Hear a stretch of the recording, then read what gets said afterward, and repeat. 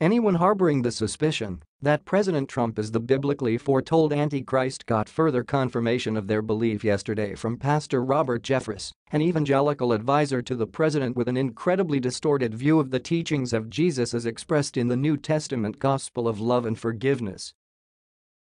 In an appearance on the Fox News radio talk show of arch-conservative Todd Starnes, Jeffress attacked evangelical Christians who properly recognize that the speech and behavior of President Trump are the very antitheses of the message contained in the Bible. "Let me say this as charitably as I can," Jeffress began his tirade hypocritically. "These never-Trump evangelicals are morons. They are absolutely spineless morons and they cannot admit that they were wrong. Wrong is right. Down is up. Stupid is smart. Lies are truth. Yes, Jeffress is obviously a denizen of bizarro world where everything is the exact opposite of how things normally are on Earth in the fictional mythology of Superman comics. It gets worse. Not only did the morally deficient pastor call the evangelical believers who see through Trump's evil machinations to limit women's right to control their own bodies spineless morons, he compared them to German Christians who remained silent during Hitler's reign in Nazi Germany. "We cannot afford to be like German Christians who, in the rise of the evil reign of Adolf Hitler, just remained neutered. They remained silent.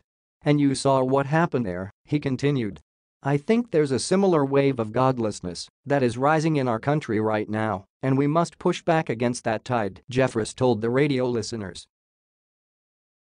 Cue the sounds of jaws dropping to the floor across the country. The ability of faux Christians like Jeffress to leverage their support of Donald Trump to help them convince their gullible believers to contribute to their campaigns of intolerance and hate while financing their McMansions and private jets is remarkable for its exploitation of faith channeled toward the polar opposite of Christ's actual teachings.